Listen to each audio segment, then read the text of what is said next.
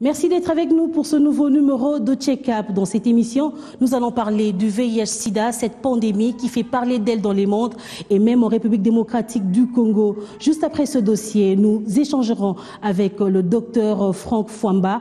Il est le directeur du programme national de lutte contre le sida en RDC. Je m'appelle Donatien Sadi. Je suis âgé de 13 ans. Donatien, ce jeune garçon de 13 ans, orphelin de père et de mère, est porteur du VIH-Sida. Récupéré dans la rue par les femmes du RENOAC, Réseau national des organisations assises des personnes vivant avec le VIH-Sida, cet enfant a bien de souvenirs et relate très clairement son histoire. Je commençais à dormir dans la rue, dans les marchés pour manger. C'est très difficile, il faut demander les aides pour manger. Maintenant, à l'autre moment, j'ai croisé avec des mamans. On m'a mené ici à Renoirac, chez Papa Caouton. On m'a mené là-bas à Renoirac. Maintenant, ici, Papa Hicham m'a pris, moi, il m'a parti au centre de santé. On m'a fait pour moi le test de VIH. On m'a pris à faire un microbe de VIH. On m'a fait aussi l'examen de tuberculose. Comme je dormais derrière comme ça, avec tous les vents là, après avec la tuberculose, j'ai commencé à prendre les médicaments de AAV, à faire les médicaments de TB. Maintenant, c'est ça que je suis comme ça.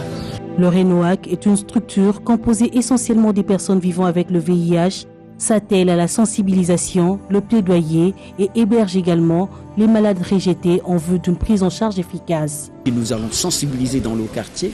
Quand nous trouvons par exemple une maman, une jeune fille ou une femme ou un homme, où on voit que vraiment sa santé est précaire, tout ça, on lui conseille, on lui dit bon, si tu peux aller faire le dépistage volontaire, par exemple tu penses que c'est les Mbassou, et pourtant peut-être les sarcomes des Kaposi, hein, allez vous faire dépister. Et souvent quand ils viennent se faire dépister, ils sont souvent positifs. Et c'est pour cela que chez nous ici, quand nous dépistons, on voit que si nous avons dépisté 65, vous verrez peut-être 35 sont des positifs.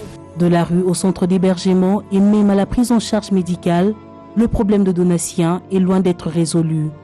Il fait face à de nombreuses autres difficultés. Première difficulté, je n'étudie pas.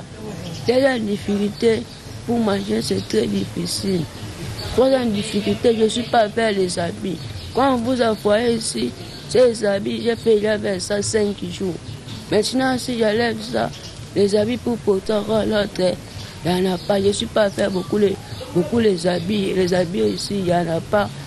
Difficulté aussi, je n'étudie pas. Manger aussi, c'est très problème pour moi. Jean-Luc Kella, malade stable depuis 11 ans, pense à ceux qui sont comme lui et souhaite qu'il y ait un grand nombre de postes de distribution des ARV. Ici, par exemple, c'est grâce à MSF Belgique que nous louons ces podis, que nous louons, mais où nous avons installé nos bureaux. Nous n'avons pas des endroits. Nous demandons aujourd'hui à l'État, surtout aux chefs de médecins, zones de santé, nous leur disons de disponibiliser des espaces où nous pouvons mettre les postes de distribution des ARV aux patients stables. Parce que tant que ces postes de distribution des ARV de patients stables seront disponibles, les hôpitaux aussi seront désengorgés. Quant à Donatien, il réfléchit encore pour son avenir. Il faut faire quelque chose dans la vie, il faut étudier. Si tu n'étudies pas, comment tu vas faire? Si tu n'étudies pas, tu vas venir comme un poussé. Mais si j'ai étudié, je vais venir l'homme dans la société. Quand chaque forum, je raisonne ça ne fait pas moi pas bien. Mais les mamans me consolent. Il ne faut pas raisonner comme ça, il ne faut pas raisonner ces choses qui arrivent. Pour le coordonnateur de cette structure, ce n'est pas encore le moment de parler de zéro contamination et zéro décès lié au VIH-Sida en 2015. Et comment nous pouvons parler de zéro infection et zéro mort du VIH-Sida si les gens ne sont pas corrects, s'il n'y a pas une prise en charge conséquente aux personnes vivant avec le VIH-Sida. Ils vont toujours mourir. Les personnes vivant avec le VIH-Sida disent non à la discrimination dont elles sont victimes dans la communauté et plaide pour une prise en charge efficace.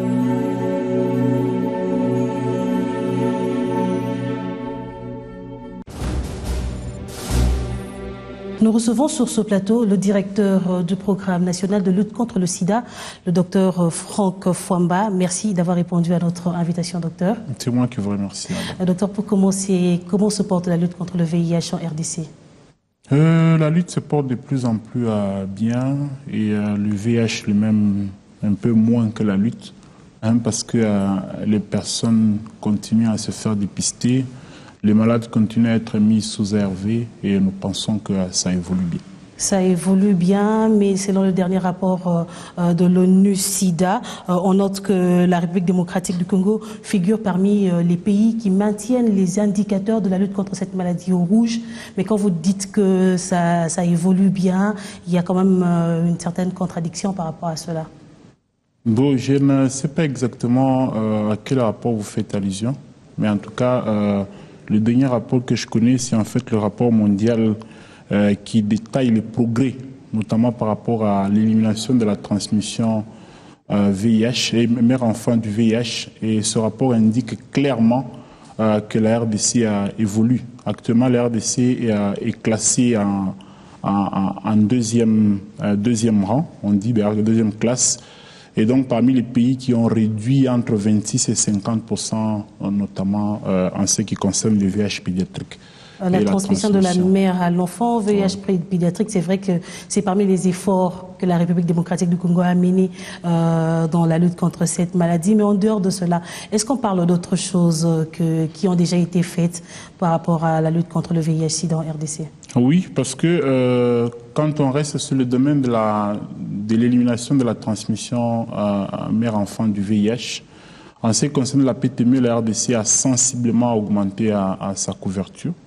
En tout cas, nous sommes passés d'environ 10% à 33% en 2013. Donc il faut dire que les choses ont sensiblement évolué. Quand on regarde le nombre de malades que nous avons réussi à mettre sous traitement, nous sommes partis de moins de 500 malades à près de 100 000 malades en 2014. Donc nous pensons effectivement que les choses évoluent. S'il faudrait parler de taux de prévalence, on doit dire qu'il est vraiment en train de baisser. Ou bien le taux est en train de stagner encore, ou en prévalence. Comment est-ce que vous pouvez juger la prévalence en RDC? L'enquête 2007 de l'EBS a situé la prévalence dans la population générale en RDC à 1,3%. Et la dernière enquête de 2013-2014 l'a situé à 1,2%. C'est vrai que mathématiquement, on peut se dire qu'on est resté dans les mêmes proportions. D'ailleurs, cela a été aussi démontré par les autres études, notamment l'enquête de sérosurveillance que nous menons chez les femmes enceintes, qui est restée dans les mêmes limites. Donc on va dire que ça stagne encore? Non, pas que ça stagne, mais que ça évolue. Ça veut dire tout simplement que nous arrivons à contrôler les nouvelles infections, mais nous arrivons également à maintenir les personnes qui vivent avec le VIH en vie. Et c'est ça qui est très important parce que nous évitons à ce qu'il y ait beaucoup de décès. Et en évitant qu'il y ait beaucoup de décès, comprenez que c'est une maladie avec laquelle on vit pendant longtemps, et que donc les malades restent longtemps, la prévalence reste maintenue pendant assez longtemps. Est-ce que la République démocratique du Congo dispose des statistiques exactes, des chiffres de ces malades, des personnes vivant avec le VIH, que ce soit les personnes stables, ceux qui viennent d'être diagnostiqués et tout ça? Est-ce qu'on dispose des chiffres exacts? Nous disposons des chiffres parce qu'il y a des rapports programmatiques qui sortent chaque année. En tout cas, le PMLS sort à la fin de chaque année un rapport qui retrace plus ou moins les prestations, qui retrace des grands résultats en termes de personnes qui ont fait connaissance de leur statut sérologique, en termes de personnes qui ont eu accès au traitement aussi bien ARV qu'au traitement en rapport avec les infections opportunistes. Nous sortons des données en rapport avec la transmission de la mère-enfant du VIH. Nous sortons des données sur le nombre de personnes sensibilisées et que donc on a des rapports programmatiques qui nous renseignent. Mais à côté de ça, il y a également des données d'enquête, comme tous les autres pays, qui nous permettent de faire des estimations de notre prévalence et fort de ça, avoir des estimations plus ou moins sur le nombre de personnes vivant avec le VIH dans le pays. Docteur, nous sommes en 2015, c'est déjà une nouvelle année, mais au mois de décembre, C'est le mois qui est dédié à la lutte contre le VIH-Sida et durant ce mois, des rapports fusent de partout. Médecins sans frontières a dit dans un de ses rapports que la RDC enregistre 15 années de retard dans la lutte contre cette maladie. Qu'est-ce que vous pourrez dire par rapport à cela? Pourquoi ce retard? Qu'est-ce qui expliquerait cela? Je préfère laisser MSF responsable de ces déclarations.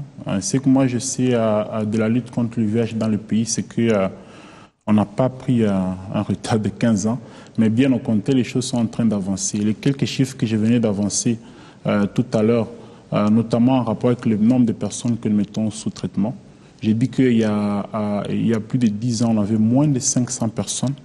Et aujourd'hui, nous sommes à près de 100 000 personnes qui sont sous traitement dans le pays. Je ne vois pas où est le retard à ce niveau-là. Le même rapport de MSF ou la même déclaration de MSF de décembre dernier dit par exemple qu'il y a eu une baisse en ce qui concerne les financements.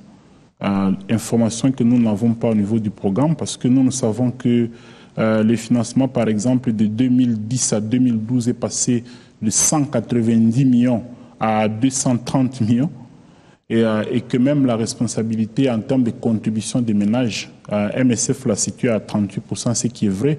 Mais ce qu'on n'a pas dit aussi, c'est qu'il est parti de 46% il y a 2 ans. Pour arriver à 38%, ça veut dire à notre niveau que les choses sont en train d'évoluer. Pour rester sur les chapitres de financement, il faut dire aussi qu'il y a un certain nombre de financements aussi qui ne font que s'accroître.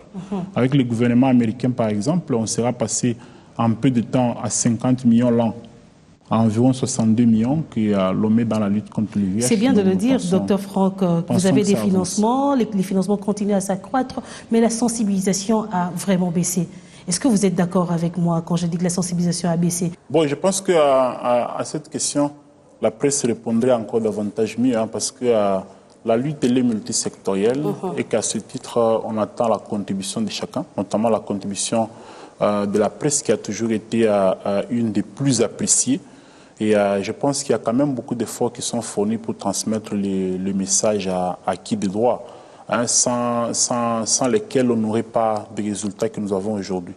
Nous pensons que le gros de ce que nous présentons en termes de prévention, en termes de prise en charge, en tout cas, il y a eu une bonne contribution, notamment des médias, il y a eu une bonne contribution. Mais on pense que le média fait toujours sa part, mais les médias ne peuvent pas travailler seuls. Nous sommes une structure, il y a des structures qui sont reconnues, le Programme national de lutte contre le sida, le PNMLS, il y a plusieurs structures qui sont reconnues, qui doivent accompagner la presse. Mais si ces structures-là, peut-être, je peux dire, abandonnent un peu, la presse ne pourra pas diffuser un message seul.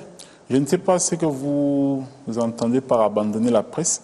En tout cas, ma présence, par exemple, sur ce plateau justifie que nous travaillons toujours avec la presse, ça justifie le fait que nous soyons toujours disponibles, en tout cas pour répondre quand il le faut, mais aussi pour dire qu'au niveau de la lutte contre le VIH, il y a tout un plan pour l'accompagnement des médias, qui n'est peut-être pas directement du ressort du ministère de la Santé que le PNMLS représente, mais au niveau du PNMLS, il y a tout un plan pour l'accompagnement des médias. C'est ce qui fait qu'il y a un grand nombre d'émissions qui s'organisent, non seulement au niveau national à Kinshasa, et même dans des radios, des télévisions de proximité à l'intérieur du pays. Docteur Franck, parlons de la prise en charge. Est-elle correcte en RDC? Les PVV, les malades congolais, parce que ce sont des personnes qui vivent en RDC, qui sont malades, on parle des Congolais. Est-ce qu'ils sont pris en charge normalement et correctement? Question à $1 million. Est-ce qu'ils sont pris en charge correctement? Moi, je pense que oui. C'est vrai qu'il va falloir davantage évaluer la qualité de cette prise en charge. Au niveau du programme, nous sommes en train d'organiser une 3e enquête d'évaluation de la prise en charge. Mais quand on se réfère aux 2 autres qui sont passés, il faut dire que les choses s'améliorent. Parce que la lutte elle-même, elle évolue et davantage on apprend. Mais de plus en plus, les efforts sont fournis pour que la prise en charge se fasse de façon la plus correcte possible. J'aimerais faire une petite comparaison. Les personnes vivant avec la tuberculose, par exemple, on doit le reconnaître, ces personnes-là sont correctement prises en charge. Et il suffit tout simplement qu'ils respectent leur traitement. Ces personnes arrivent même à guérir. Mais est-ce qu'on peut parler, on peut faire cette comparaison-là en rapport avec la lutte contre le VIH, qu'une personne qui a pris correctement ses antirétroviraux, est-ce que cette personne-là peut guérir? Oh là là, je crois que la comparaison n'est pas possible à ce stade parce que du VIH, on ne guérit pas, en fait, du moins avec les données actuelles. Mais en prenant les traitements que vous soulignez, les antirétroviraux, il est possible aujourd'hui de pouvoir vivre avec le VIH, mais en tout cas mener une vie correcte, une vie normale, s'occuper de bien des choses et vivre normalement. Docteur Franck, l'objectif zéro, est-ce possible? 3 décennies, on parle du VIH dans la République démocratique du Congo, ça fait déjà plus de 3 décennies. Est-ce que l'objectif zéro, c'est possible? C'est possible. 2-3 décennies encore devant nous, je pense qu'on parlera autrement. On parlait en 2015, objectif zéro d'ici 2015. On parlera autrement du VIH. Les avancées scientifiques aujourd'hui prouvent effectivement qu'il est possible de pouvoir atteindre l'objectif zéro en ce qui concerne les nouvelles infections, zéro en ce qui concerne les décès, zéro également en ce qui concerne la stigmatisation. Mais il va falloir mettre davantage de moyens pour arriver à cet objectif. Mais tel que les choses évoluent, non seulement en RDC, mais à travers le monde, je crois que l'espoir est désormais permis. Nous pensons qu'on va arriver à cet objectif. On va y arriver. J'aimerais revenir à la prise en charge. Avant de vous recevoir sur ce plateau, nous avons quand même eu le temps de rencontrer certaines personnes vivant avec le VIH qui disent qu'ils sont abandonnés. Docteur Franck, ces personnes se plaignent, ils disent qu'ils sont abandonnés. Le programme, qu'est-ce que vous faites exactement pour pouvoir accompagner ces malades? Abandonné. Ce terme revient pour la seconde fois. C'est ça. Je ne sais pas très bien ce que ça veut dire. Il faut d'abord dire que dans le pays, il y a une loi qui protège non seulement les personnes vivant avec le VIH, mais également les personnes affectées. Quand on consulte la loi, notamment dans ces articles 11 et 12, on vous parle de la gratuité de la prise en charge et surtout de la prise en charge aux ARV. Ça, c'est assuré. Je venais de vous dire ici qu'il y a près de 100 000 personnes qui reçoivent le traitement en RDC. Il faut souligner qu'ils le reçoivent gratuitement. La lutte contre la stigmatisation, la discrimination, ça reste parmi les axes très importants de la lutte contre le VIH. Et le pays a fourni beaucoup d'efforts par rapport à ça. Le pays, avec l'ensemble de ses partenaires, c'est d'ailleurs dans cette optique-là que c'est même régulièrement l'enquête stigma pour essayer, n'est-ce pas, de voir la question de la stigmatisation. Mais il faut dire qu'il y a vraiment des grandes équipes qui s'en occupent pour pouvoir non seulement conscientiser les personnes déjà infectées par le VIH, pour leur dire que le VIH, c'est finalement une maladie comme les autres. C'est une maladie chronique comme le diabète, comme l'hypertension, avec laquelle il va falloir vivre. De sorte que la stigmatisation et la discrimination ne partent pas déjà des personnes elles-mêmes infectées par le VIH. Mais c'est en fait le même message que l'on donne également à la population tout entière pour dire que ce n'est pas aussi alarmant qu'on pouvait l'imaginer au début des années 80 ou au début des années 90, mais que maintenant, avec l'évolution de la science, il est possible non seulement de vivre avec sa maladie, mais de vivre sans pouvoir contaminer les autres. Tout à l'heure, dans vos propos, vous avez dit que la lutte contre le traitement est gratuit. Est-ce que vous êtes sûr que cela est vraiment gratuit? Les malades ne sont pas contraints à pouvoir payer quelques sommes, à 5 $, à 10 $ pour une fiche ou pour quelque chose comme ça. Est-ce que le traitement est vraiment gratuit? Le dernier rapport sur l'estimation des flux de dépenses dans la lutte contre le VIH-Sida, qu'on appelle le rapport REDES, qui a retracé plus ou moins la situation de 2011 et de 2012, je venais de le dire encore ici, a montré que la contribution des ménages par rapport à la prise en charge notamment est passée de 46 à 38% de façon globale. C'est juste pour dire qu'il y a toujours une contribution des ménages. Déjà, le fait que l'on doit partir de chez soi pour aller vers un centre de traitement et qu'on doit prendre un bus, c'est déjà une contribution par rapport à ça. Le fait que l'on soit parti de chez soi vers une structure sanitaire où on va vous conseiller de faire un dépistage, des fois il y a toujours des frais à devoir payer parce que quand vous arrivez, il n'y a rien qui dit que vous arrivez, vous êtes une personne vivant avec le VIH. On y arrive parfois comme malade, on y arrive peut-être pour un simple dépistage, mais c'est au décours de cette consultation qu'on découvre qu'on a affaire à une personne qui vit avec le VIH, on a affaire à une personne qui doit avoir accès au traitement et qu'à partir de ce moment-là, la gratuité commence. Donc ce n'est pas toujours gratuit à 100%, mais en tout cas en ce qui concerne les commodités VIH, c'est donné gratuitement. Le test, il est gratuit. Les dépistages et les antirétroviraux, c'est gratuit. Les médicaments contre les infections opportunistes, c'est gratuit. Mais la fiche pour un malade qui arrive à l'hôpital, ça n'a rien à voir directement avec le PMLS. J'aimerais parler de dépistage volontaire qui est gratuit.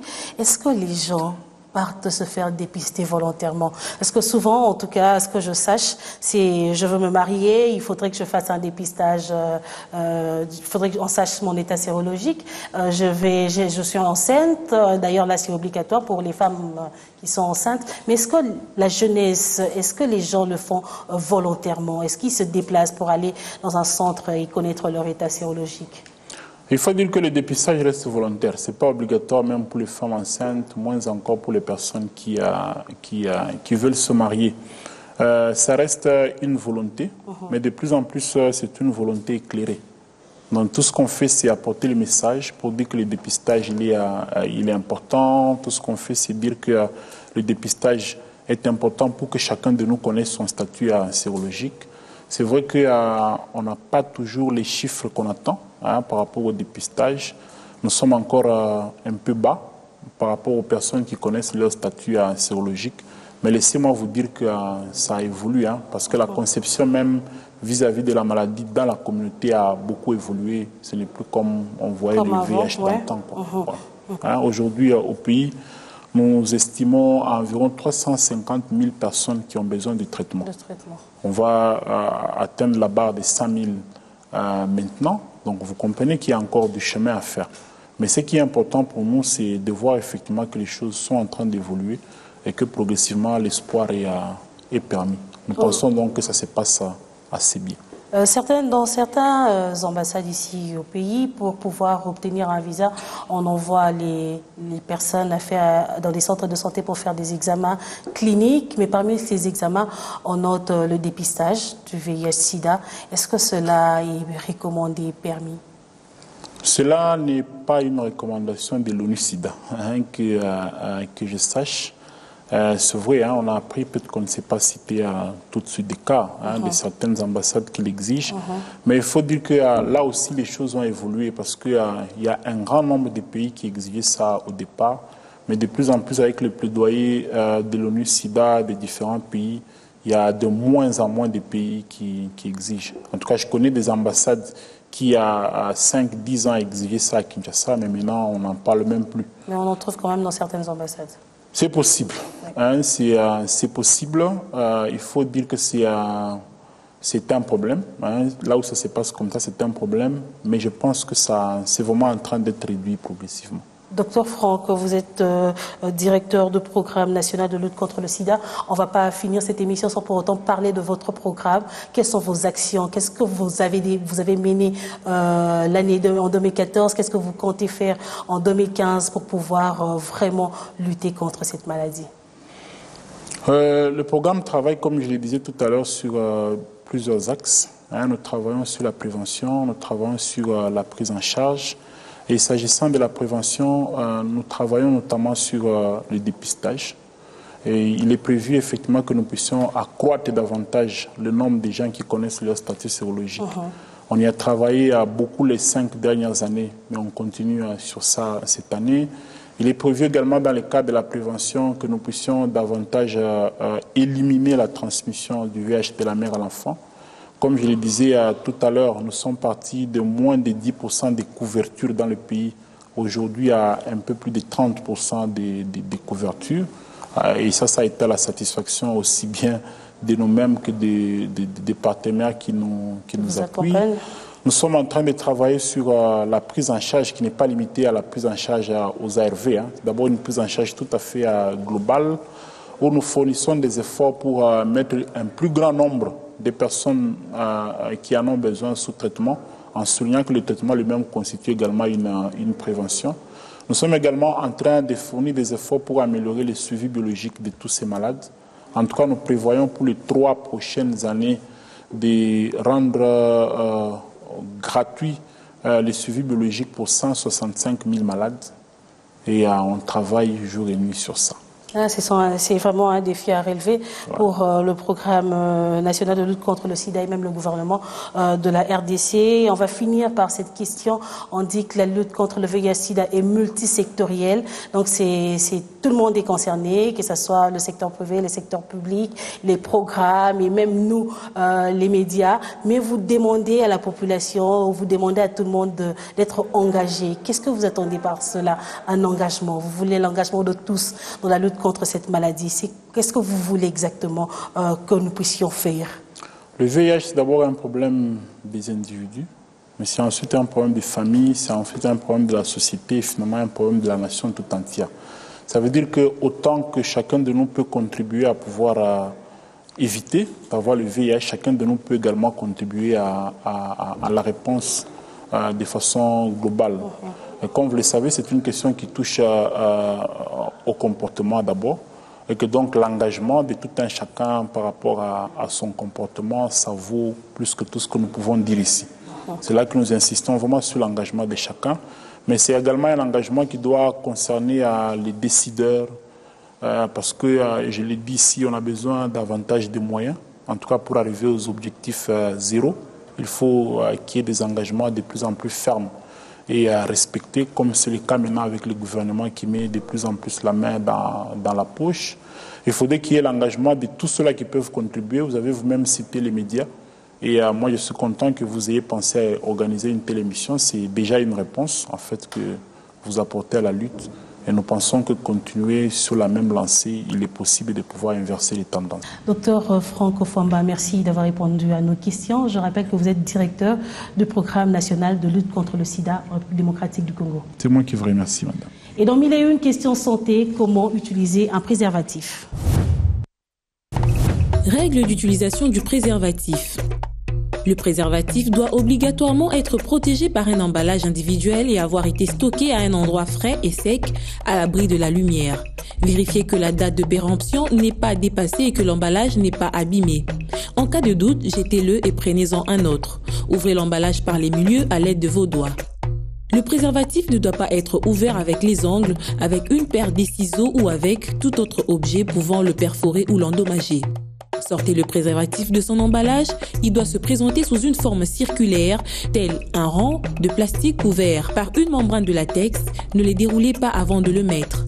Le préservatif n'est pas uniquement un objet de contraception, mais un moyen de lutte contre les maladies sexuellement transmissibles. Soyez responsable et attentionné, évitez tout contact entre parties génitales buccales ou anales avant d'avoir mis le préservatif. Les attouchements peuvent cependant être pratiqués à titre des préliminaires. Le préservatif doit toujours être placé sur le pénis en érection. Placer un préservatif sur le pénis au repos peut conduire à des pincements, voire à sa perforation lors de l'érection. Vérifiez que votre préservatif est à réservoir, gage de sécurité. Pincez le réservoir, l'extrémité du préservatif entre le pouce et l'index afin de chasser l'air et de faire le vide. Le réservoir pourra ainsi contenir la sémence sans qu'il n'éclate. D'autre part, l'absence d'air est synonyme de contact plus fin et de plaisir accru.